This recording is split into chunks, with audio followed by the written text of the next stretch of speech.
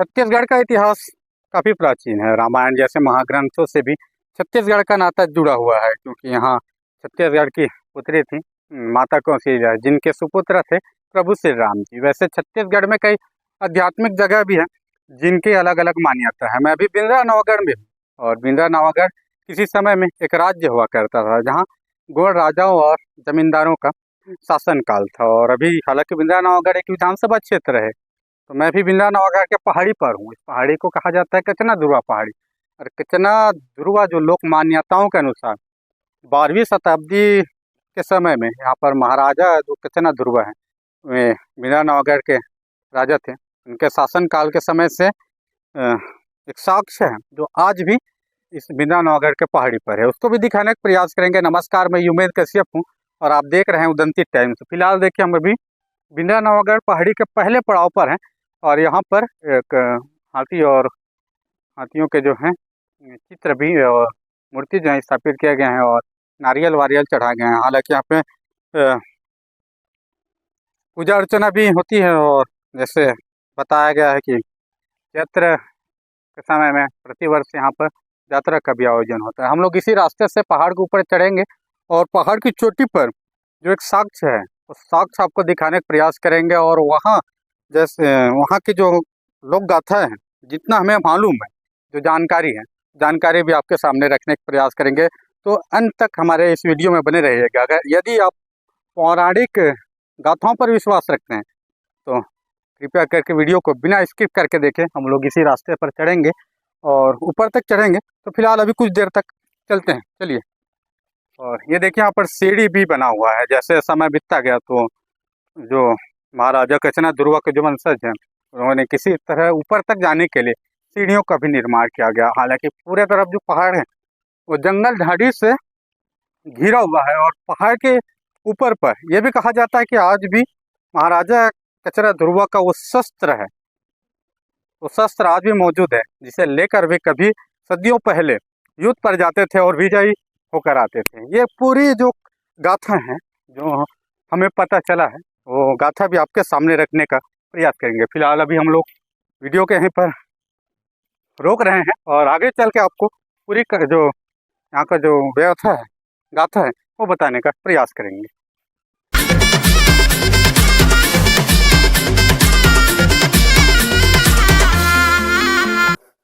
लगभग 400-500 फीट ऊपर पहाड़ी पर चढ़ने के बाद हम लोग कचना ध्रुवा के उस स्थान पर पहुंच गए हैं फाइनली। अभी देख सकते हैं थोड़ा सीढ़ी है, और यहाँ पर कचना ध्रुवा का आसन है, और यहाँ पर कुछ प्रतीकात्मक उनके जो चढ़ाया गया है वो भी।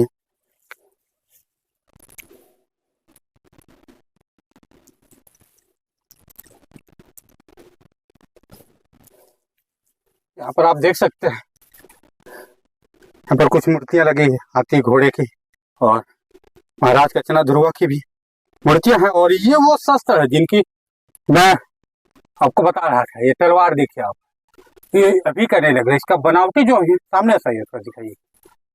ये तलवार देखिए, तलवार इस अभी का तो नहीं लग रहा है। और ये है वो हमारी स्थानीय भाषा में फरसा बोलते हैं, जो शस्त्र है आज भी यहाँ पर रखा गया। ये शस्त्र वही शस्त्र है, जैसा कहा जाता है कि महाराज कचना ध्रुवा जो है इसे पकड़कर युद्ध पर जाते थे। और इधर भी खो है, खो पर भी कुछ स्थान है, खो तक पहुंचने का कोशिश करते हैं। हालांकि बरसात हुई है तो थोड़ा सा फिसलन ज्यादा होगा, क्योंकि पत्थर है, और यहाँ पर भी दिव्य स्थान है, देवीय स्थान है, और यहाँ पर भी पूजा अर्चना किया गया है, देख सकते हैं।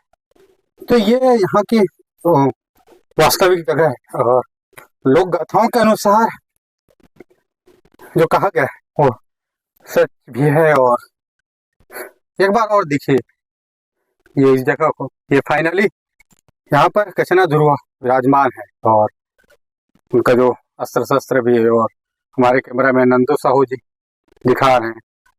और जैसा प्रतीकात्मक कचना ध्रुवा को मिट्टी के घोड़े और हाथी का चित्र जो है वो भी चढ़ा जाता है, मूर्ति उनको प्रतीकात्मक के रूप में। और ये पहाड़ पर है, चारों तरफ बिहड़ है, जंगल है, पहाड़ की चोटी पर हम लोग मौजूद है। और आप मुझे देखिए कि मैं पूरा तरबतर हो गया। और यहाँ का जो जैसा मैं जानकारी है क्या है, यहाँ की जो मान्यताओं अनुसार, लोक मान्यताओं अनुसार कहा जाता है कि लांजीगढ़, बालाघाट लांजीगढ़ के एक संपन्न रियासत था। और संपन्न रियासत के राजा थे राजा सिंहल शाह जी, जो कि महाराज कचना ध्रुव के पिता थे। वे एक समय ऐसा आया था कि लांजीगढ़ में घोड़ा काल पड़ गया था, तो वे राज्य को छोड़कर बिंदा नौगढ़ क्षेत्र में आ गए थे। और राजा सिंहल शाह वे शिव जी के परम भक्त थे, यानी बूढ़ादेव के परम भक्त थे। और उन्होंने बूढ़ादेव को प्रसन्न किया, तो बूढ़ादेव को वरदान के रूप में उन्होंने मांगा, अपने राज्य का विस्तार मांगा। तो बूढ़ादेव जी ने उन्हें एक छुरा दिया। छुरी है जिसको बोलते हैं हमारे स्थानीय भाषा में छुरी, जो कि प्राय सभी घर में छुरी देखने को मिलता है। तो उन्होंने, शिव जी ने उनको छुरी दिया और उन्होंने ये कहा कि इस छुरी को जहां तक फेंकोगे वहां तक का राज्य तुम्हारा होगा। राजा ने अपने जितना उनके पास बल था, सारे बल का प्रयोग कर वे छुरी को फेंका और छुरी जहां जहां तक गया वहां तक राजा सिंहल शाह का राज्य विस्तार होते गया। आज भी छुरी के प्रभाव से छुरा नामक एक जगह है हमारे बिंदा नवागढ़ अंचल में, और गरियाबंद जिले में अगर आप है तो छुरा विकासखंड मुख्यालय भी है और कस्बा है, तो छुरा आज भी मौजूद है। तो कहा गया कि वे छुरा के राज्य थे। और उस समय हुआ यूं था कि बिंदा नवागढ़ में चिंदा राजाओं भी थे, जिन्होंने छलपूर्वक, कहा जाता है छलपूर्वक, उन्होंने राजा सिंहल शाह को की हत्या कर दी। राजा सिंहल शाह की हत्या उस वक्त हुई जिस वक्त जो महारानी रागिनबाई थी, उनकी जो महारानी, वे गर्भवती थी। और गर्भवती होने के कारण वे बिंदा नवागढ़ से उन्हें पलायन करना पड़ा। वे किसी तरह उड़ीसा में गए। उसके बाद जब राजा कचना ध्रुव जी का जन्म हुआ तो वे वापस बिना नवागढ़ आए और बदला लिए, अपने जो पिताजी हैं उनके जो हत्या जो किए हैं उन राजाओं से बदला लिए और उनका वध करते हुए वे बिना नवागढ़ के राजा बने। और राजा बनने के बाद कहा जाता है कि उनके बाद वे राज्य का विस्तार करते हुए यहाँ बिना नवागढ़ से आगे बढ़ते हुए धमतरी तक गए। और धमतरी उस समय में 12वीं शताब्दी के समय में धर्मतरई कहा जाता था, जिसके राजा थे धर्मपाल।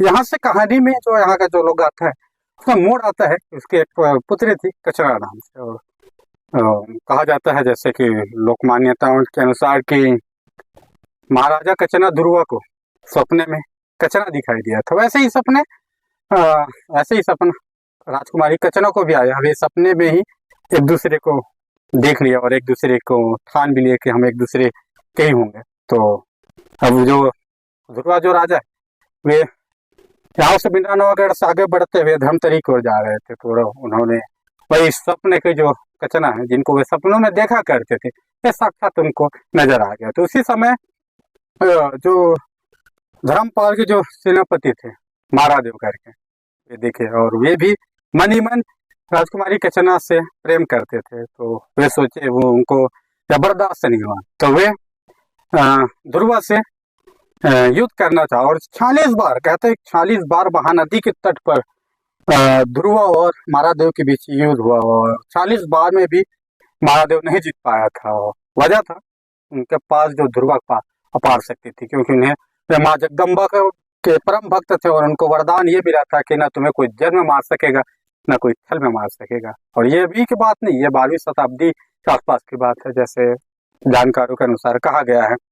तो ये 40 बार भी महादेव जो है राजा ध्रुवा से युद्ध नहीं जीत पाए। तो इस राज का पता भी उनको चल गया होगा गुप्त रूप से, तो वो राज का जो पता चल गया, उसके पश्चात वे फिर एक बार महानदी के तट पर ध्रुवा को ललकारे। और जब राजा की हत्या, ध्रुवा के राजा उस वक्त हुई जब उनका रथ का एक पहिया, और कहते हैं कि जो घोड़ा है उसका एक पैर जो है महानदी के रेत में फंस गया था और आधा महानदी और नदी के पानी में और आधा जो था वो थल पर था।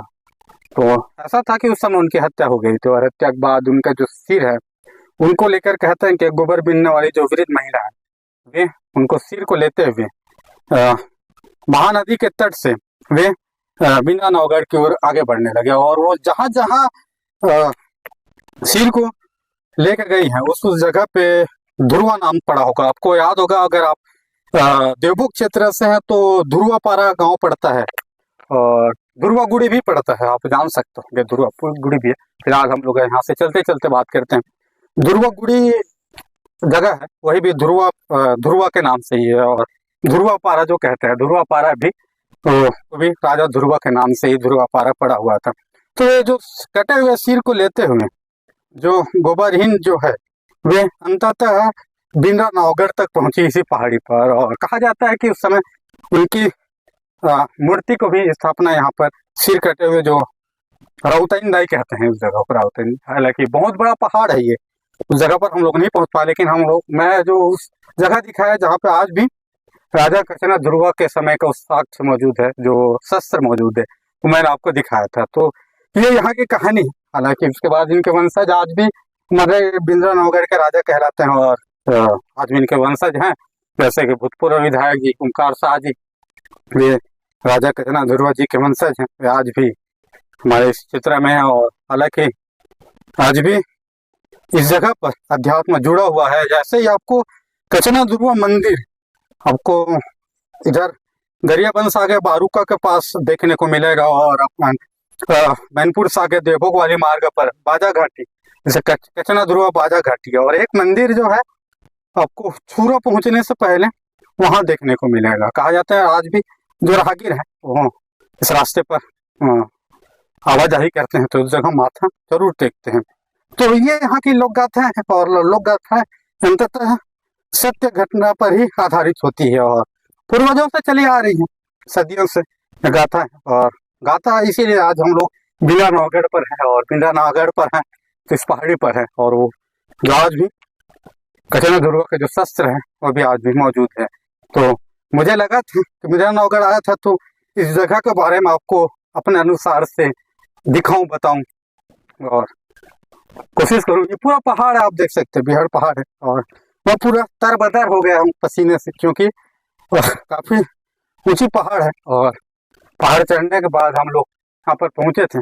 तो ये यहाँ की कथा है जैसा बताया जाता है, और यहाँ पर हर वर्ष चैत्र के समय में यहाँ पर यात्रा का भी आयोजन होता है, और हजारों सैकड़ों की संख्या में जो श्रद्धालु जो है यहाँ पर पहुंचते हैं। यदि आप इस लोकेशन पर पहुंचेंगे तो पहुंचना चाहते हैं तो आप नेशनल हाईवे 130C मैनपुर से 25 किलोमीटर आगे आपको बिंद्रा नौगढ़ गांव पड़ेगा। बिंद्रा नौगढ़ के में ही ये पहाड़ मौजूद है, जिसे कचना ध्रुवा पहाड़ कहा जाता है। यहाँ पर वो साक्ष्य है।